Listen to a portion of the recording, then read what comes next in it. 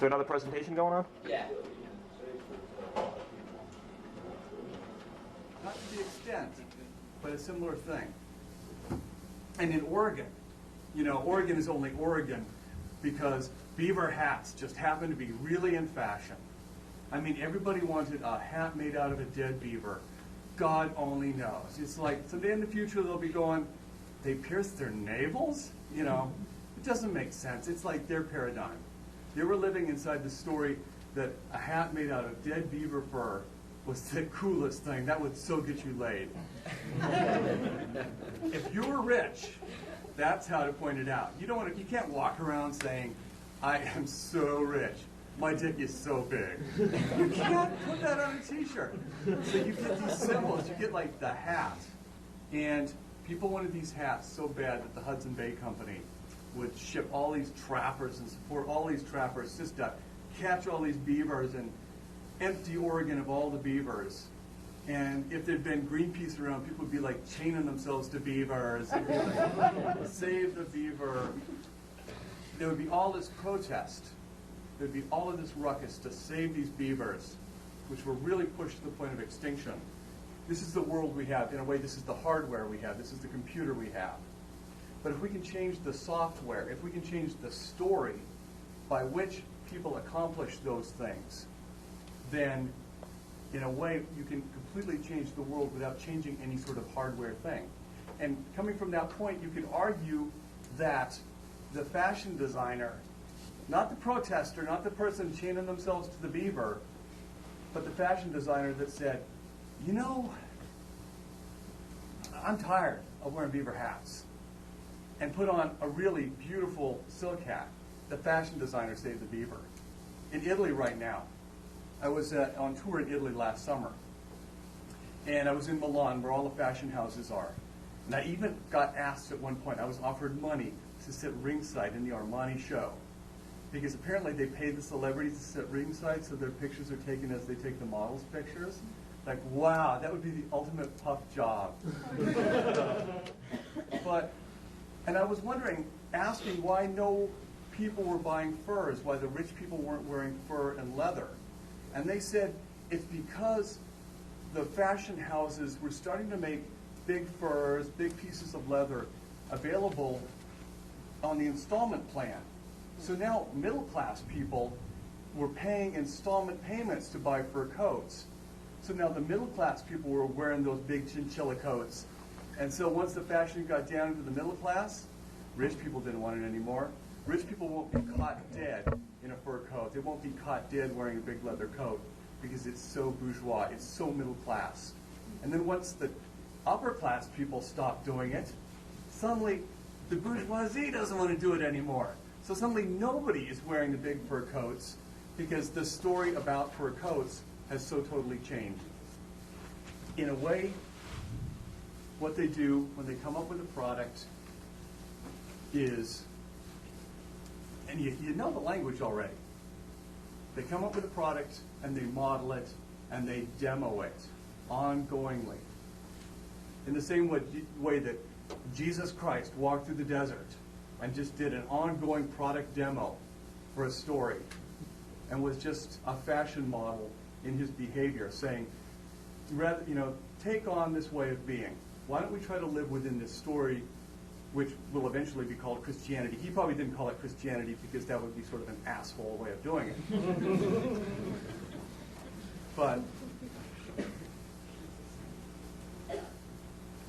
But it's creating a story and then living as that story, being an ongoing demonstration of that story. That we are really on the edge of an enormous explosion in self-expression. Because for the first time in history, an enormous, enormous amount of people have 5 different things. At least these 5 different things. And if I'm getting this, I'm not a very bright person. So other people are getting this. People have time. They have more leisure time than they've ever had in history. They have more time to be pissed off and dissatisfied and not have to worry about putting food in their mouth than they've ever had in history. That's one. Number 2 is education. They have more access to information, and they've been taught more than any group of people at any time in the history of the world. They have, that's two, they have technology available for creating, portraying, expressing, and disseminating a vision, a story, than they've ever had. The internet has just exploded it. You know, we wouldn't be telling stories about language viruses and killer videotapes if we didn't already have the technology that would make those things a threat. You think in the Middle Ages, a killer videotape would be like a threat? It would just be like a piece of plastic that they maybe break with a rock. That would be the end of the ring.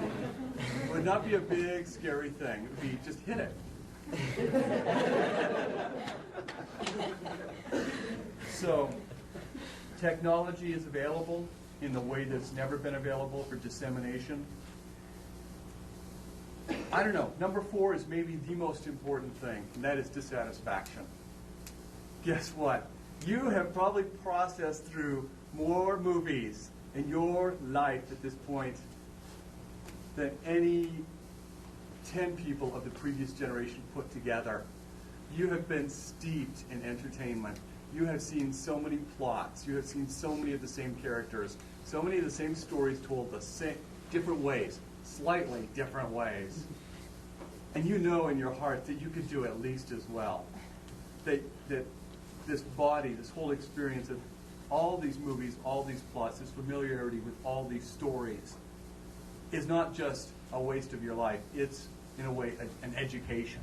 You know more about story and plot than any other group of people in history because you've been exposed to more presentation, more telling of more stories than any other group in history. And first of all, it gives you the education. More importantly, it vaguely pisses you off that we aren't doing any better. Because every year you think, God, you know, can't they just bring out one decent movie a year? You know, you flip through those 200 cable channels, and you're like, one more trading places, decorating each other's house, TV shows? There's like 10 of those right now. And it's just ridiculous. One more reality TV program. You know, and it's that growing satisfaction, which is sort of factor number 4, that is, if nothing else, gonna push all of you into the resignation that is necessary to say, okay, screw it. I'm gonna take my shot at it. I'm gonna do it. Obviously, you people aren't doing your job, so no, fine, I'll handle it myself. That's sort of what I came to when I took like the 100th book off the shelf at the library and read the first few pages and thought, no, I'm not wasting another 200 pages of my life. I'm going to take a shot at this. And if I can at least do as good, then, I don't know, maybe I'll take up rollerblading, you know? And number 5, experience. Not necessarily all of you, but there is a monstrous center to the baby boom right now that is moving into the point of their lives when they've gone, whoa, okay, let's take a break. Okay. I got laid for the first time. I voted, okay. I went to college, I got a job, I got married, I had some kids, got another job, okay, got a car, I did it all. Let's just take a break and look back at my life. I did all the things I was supposed to do. Oh my gosh, I haven't really accomplished very much. I need to sort of reevaluate and record my stories and, in a way, archive my stories. They're at a point when they're afraid of starting to lose their stories. Things will be forgotten. They won't sort of leave a legacy.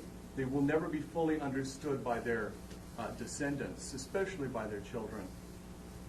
Number 2, they want to, and so this is like point 5.2.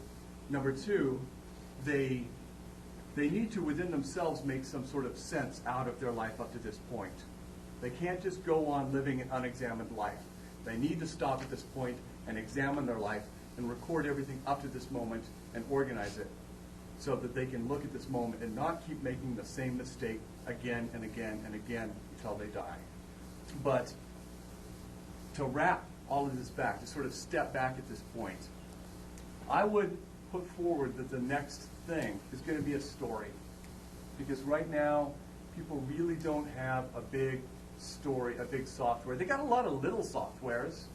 They got that little software story out there that's saying, Britney Spears is really hot. You know, that's being sung by hundreds of publicists right now. They got the little story that says, Vin Diesel is the next big thing. You know, they got that Vin Diesel software story spinning out there. But they don't have a big, like, communism will save us all. They don't have a big, what they call meta-narrative story. They don't have a big story like Christianity was a big story. So right now we need a really big story. What you have is the skills to come up with that story. And that story doesn't have to be in conflict or in reaction to the current story. Because I would say right now you don't effectively change anything by protesting. You don't change anything by chaining yourself to a beaver. You change it by finding a better way of serving that need that the beaver is serving. Okay? You give people a more effective way of living their lives. They won't give a shit about foreign oil, you know?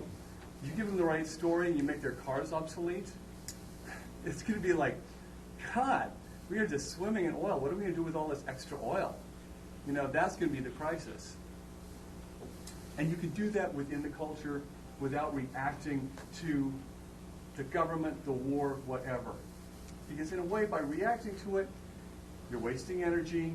You are making it stronger by giving it this token little resistance, keeping it in place.